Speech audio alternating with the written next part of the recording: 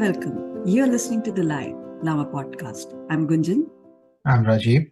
And today we will talk about something really interesting. And since our Rajiv Modest Nanda is in US and he's been there for quite some time, Rajiv, the preamble body states the self-evident rights of every individual as life, liberty, and the pursuit of happiness. Yet, they are not even in top 10 countries when you talk about happiness index. Oh, interesting. It is quite interesting, and I was really taken aback. Okay, that's something like even UK. I think even one time Myanmar or Bhutan was even higher than. So actually, this is interesting because this pursuit. I'll come to pursuit of happiness and my opinion on it. But just a couple of days ago, I was reading a news article that in the US, at least I live in Bay Area, so local news. They mentioned that the amount of antidepressant and some of these, the anti-anxiety drugs and all that, they have been so overprescribed that they have started finding the traces of those drugs in water supply. So what that means is that a country that has or that claims that pursuit of happiness is a fundamental right is so screwed up, so that people are unable to find happiness. So very interesting topic. Let's talk about it. And it's such a cosmopolitan land of immigrants, vibrant promised country. land. Promised land of dreams. And still, if again, do people run for happiness? It's their right. It should come to them. How do we see happiness, or how do we feel happiness? I don't know. Maybe I have had this discussion earlier, but I always have found the statement pursuit of happiness. I don't agree to that statement. That's the way I would put it. Because what that means is that the happiness is something that you have to chase and you have to go and grab it. My opinion on happiness or any other emotion, like, is there a pursuit of fear or pursuit of anger, pursuit of love? No. So these are human emotions. So why single out happiness? And happiness would be a state of mind that is a resultant of many things. And that is not like the absence of hatred or absence of pain or absence of. Happiness is a state of mind that you should or you would achieve based on things that you individually, not each one of us aspire to be. So that's why I think the way people misinterpret it is maybe the statement is right, maybe the interpretation is wrong, because what people assume by saying that pursuit of happiness means, like they talk about American dream. You have a house, you have a car, and you have a good job, and this. But those are external things. If that were true, then US should be in the top 10 or top 5 of on the World top. Happiness Index. Or the top. At the top, yes. Yeah. And as you talk about state of mind, Rajiv, I just want to share a story. And again, it's 20 years ago, a friend of mine and I you were aging yourself when you said 20 years ago. Yeah, I'm getting wiser and doing it gracefully. So no problem with that. But yeah, quite some time ago when we were out of college, my friend and I, who wanted to start this forum, Youth for Society, both of us wanted to move out of house, move out of our hometown. We wanted to go Delhi, explore places there, look what we can do and how we can get into a course and then into a job. The pursuit of happiness. Pursuit of happiness. And we just wanted to leave our house and drift away. Yeah, explore. Not drift away. I would say you wanted to explore the world.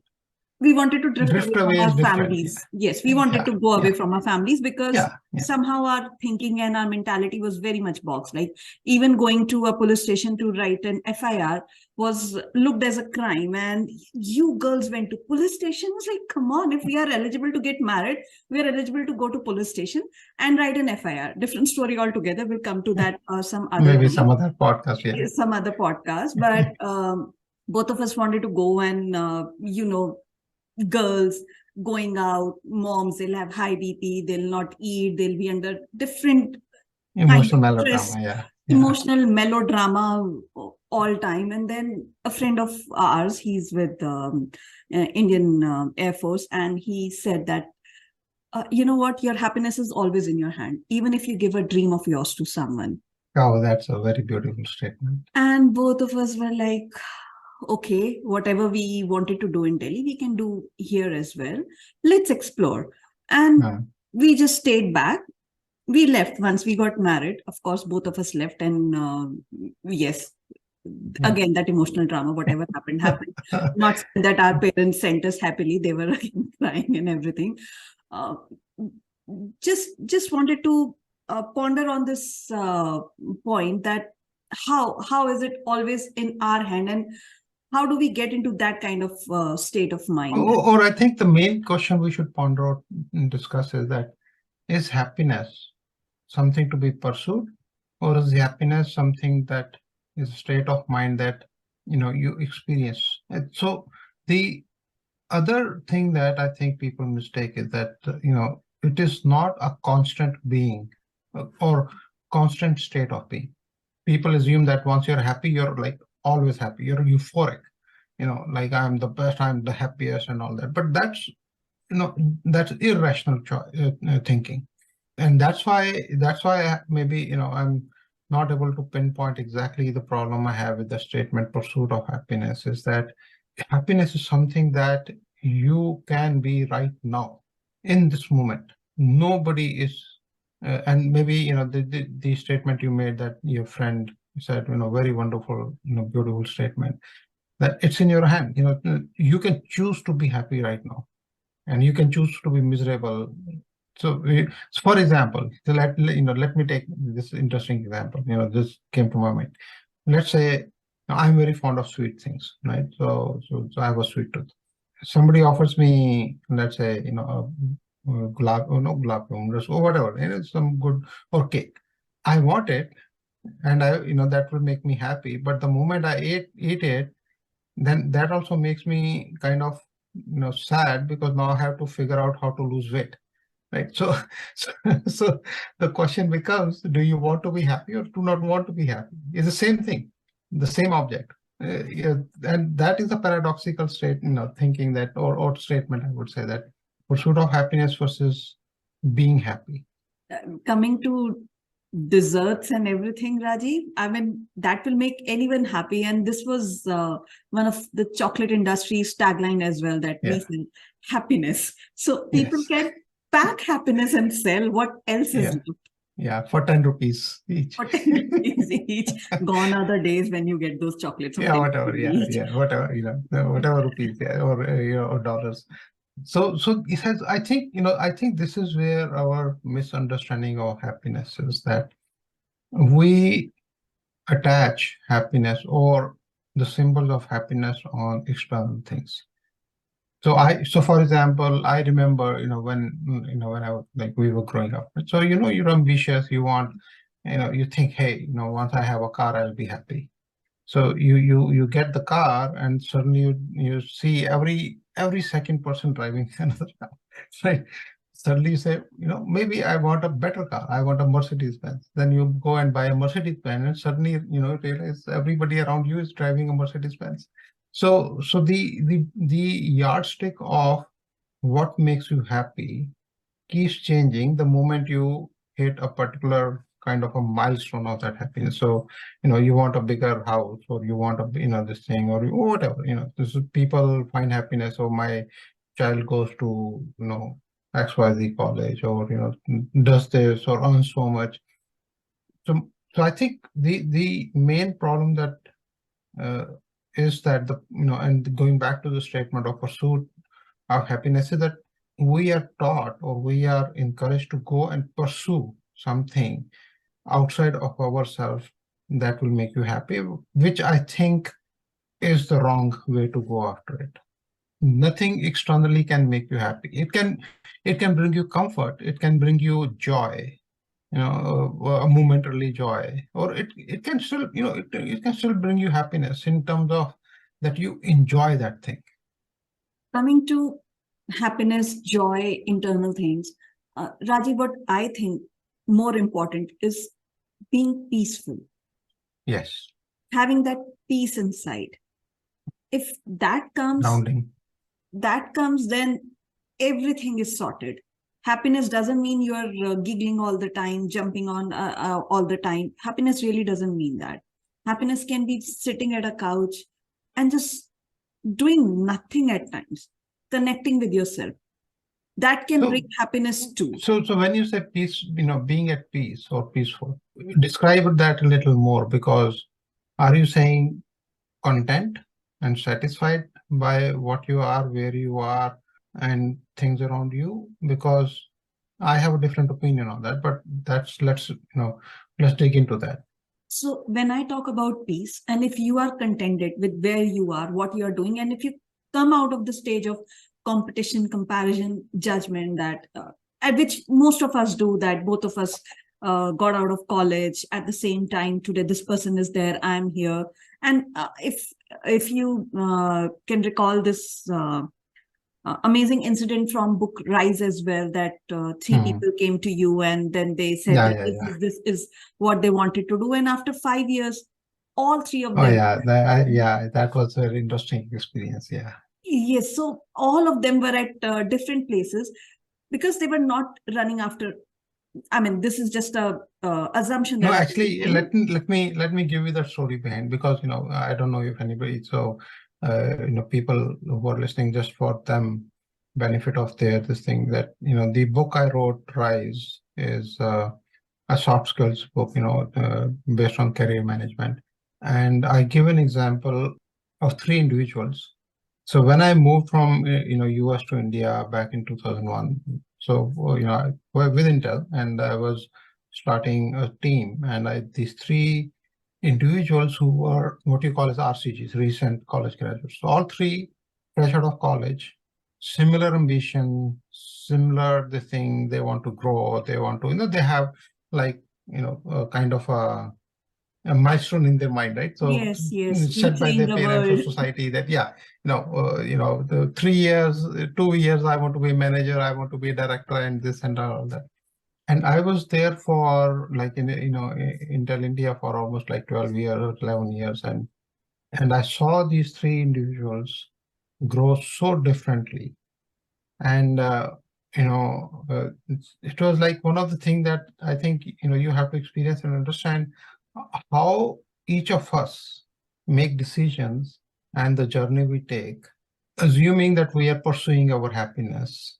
But sometimes you really find happiness, and a lot of times you find either misery or you find mediocrity. That you are floating somewhere in the. So, but yeah, I would, yeah, that's an interesting thing you brought. So Yes. that's interesting. You read all my books. I didn't know that. I thought that you only read the, one or two stories. No, I've read all the blogs and all the books and almost everything. It's just that, having signs of dementia now. However, Yeah, yeah, good. I remember this. I tend to remember Dementia. it. Yeah, yeah, yeah. We will find a cure to that dementia. No, I'm happy being forgetting things and keeping them as it's not that bad of a thing if you have a bad That's your pursuit experience. of happiness. If you have a bad experience and if dementia is helping you to forget that, why Yeah, not good. Yeah, pursue that. pursue? Right, right. Mhm. So, Rajiv, what does pursuit of happiness means to you? Yes, we did talk about it, and we did say that you have this problem with the word The statement, pursuit. yeah, pursuit. Yeah, so for me, it should not be a pursuit. It should be a realization that are you happy or are you not happy? And then what makes you happy? And once you understand, I think the core philosophy about being happy, or being in the state of happiness, then you will realize that there is nothing to pursue out there. Is it So, and I want to differentiate between comforts and, some of the things that we do because of our, we want to maintain a social strata. We want to, so there's a term that I always use called healthy competition. A lot of people say that, hey, a lot of these people say, don't compare yourself to others. Everybody, and they're primarily saying that, hey, rather than looking up, you look down, that you're better than so many people. Like the Or typically we you've are taught grown. that, Or you've grown. Look at yourself. yeah, Don't look at anyone yeah, else. Look at yourself. Where were you 10 years ago? And where are and you where now? you are today. Yes. But the thing is that, now having looked at that, what happens is people also look at what their peers have done in the same 10 years. And that's what makes them more miserable. Because, like, so let's take an example. Two individuals from the same batch of elite university like IIT, IIM, Harvard, or whatever, right? One goes off and becomes like a serial entrepreneur and, big name, has done 2, 3 IPOs, and, like, is the like the what you call as go-to person for GAM. The other person had a different life story, but he's still working in 9 to 5 job, and he's still making good money. It's not that that person is not making good money, but it's nowhere compared to the other person. So that if let's say you start comparing that way, then you will be miserable. The question is that the term healthy competition comes in, or what I try to describe is that yes, you should compare, but don't get attached to that comparison. You have to look at, let's say, two people, or you started on the same journey, and one finishes first, the other person finishes last. But look at the journey that you have experienced, and have you become better and better compared to what you were, like you said earlier, rather than what the other person is or were. So you're So trying to say, that's, I think, in summary, why I have the problem with pursuit versus understanding and being, or realizing the state, or being in state of happiness. so Rajiv, just again, as we say, we are social animals and all. Is happiness a solitary pursuit or is it collective well-being? I'll be really unhappy if a person next to me is suffering or there's any problem going on there. No, So, but why? You see, my question is why. So somebody else is suffering, or somebody else is successful, somebody else is joyful or tearful. Why would you be impacted by that? That's my fundamental question. and this reminds me of, yes, we keep coming back to Rajiv Modest Nanda books and stories. Rajiv, if you remember, I mean, of course you remember, Snowstorm, where Hmm. this girl was waiting at the airport and there was a small talk going on. Can you just give a little story or a story behind this story, how the story came to your mind? Again, no spoilers. I really don't want our listeners to, I Yeah, want so them to most of read the, the yeah, story. I would say that almost all of the stories in that book, other than maybe one, had some backstory. That was either my observation or the thought triggered by somebody, made a comment. So this particular story, from what I remember, is that, we were like, weekend friend, we meet your friends on the weekend and all that. And we were, having some discussion over some drinks and all that. And uh, somebody made this comment about the journey of marriage, and in terms of somehow the frustration or anger of that person came out when the person said that, how do you reconcile the fact that I am growing faster than my spouse is in maturity, or mental, I don't remember the exact words, but it was key, like, I am growing faster than the other person, not materialistically, but more maturity, what you call as maturity. And how do you reconcile that, and how do you come to peace with the fact that you still are married, you still love, and the interesting thing was, why it was very interesting for me was that the couple had a love marriage, an Indian couple, love marriage, back in whatever, 10, 20 years ago. And they were passionately in love with each other, and they had like typical, the drama about, arranged versus love marriage and all that. So it was very interesting coming from that person. And so that was the seed of that story in terms of the reconciliation of the fact that even in marriage, or even forget about marriage, two brothers, sisters, siblings, they grow at a different pace. How do you reconcile that? So should you be happy for the other person versus being sad that you are not where the other person is?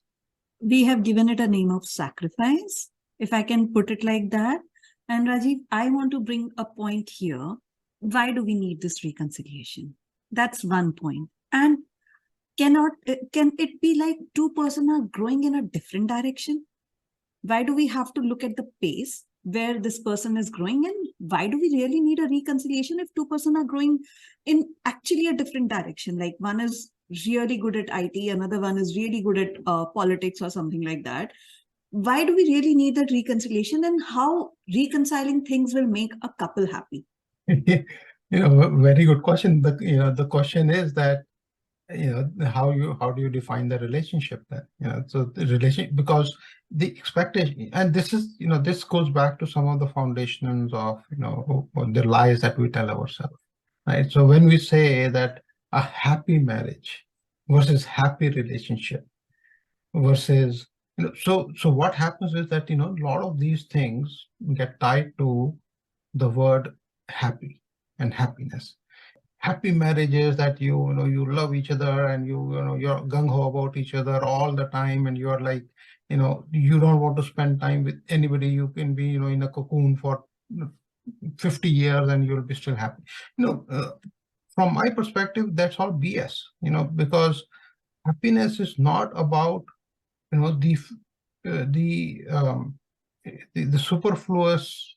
If you really if the two individuals are really so much in love with each other that they cannot spend 1 second away from each other, God bless them. I would say good.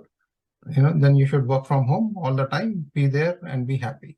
But the reality is not that. So what my I would say, whatever. So essentially, my problem with this thing is that we are looking at happiness as one singular emotion of a human being, and saying that you have to go after it like you have to go after a particular goal in life. Happiness is not a goal. We need to teach our kids to find happiness in what they do day in, day out. Even if, let's say, you are sitting and having a piece of ice cream and watching TV, that's happiness. So Now, therefore, if you are, then don't be worried about weight gain or anything. You find your happiness. You go to the gym, you find happiness in there because you're going to the gym because you want to work out, not because you want to lose weight. You want to, and you feel the energy, you want to build your energy, or you want to build your, whatever the and thing is that. yeah, a lot of experts also say that if you're feeling low on emotions or low on energy in anything, just pack everything, go out for a walk. 30 minutes of walk Whatever, but will. it's whatever, whatever tickles your bone. If you don't, you want to binge watch something on YouTube or Netflix or whatever, that's fine too.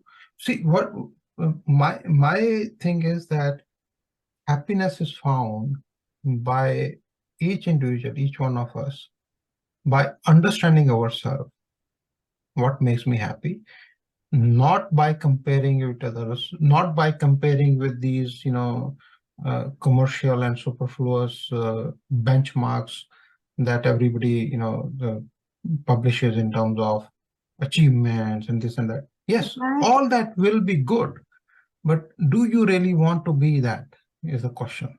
that also depends on your emotional intelligence. We are emotionally not that intelligent, is how I can put this.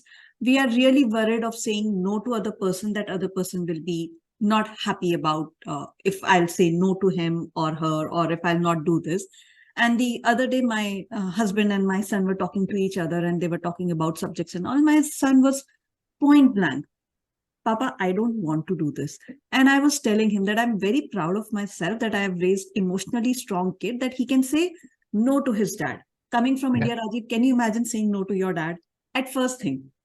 As a first I thing, did, like, no, I can, I can understand your son, and and he's really amazing. I talked to him and the he other day, said, but no, Papa is more yeah, chilled out, so it's easy to converse with him. yeah, I was like, you can give some credit to me and make me feel happy about it.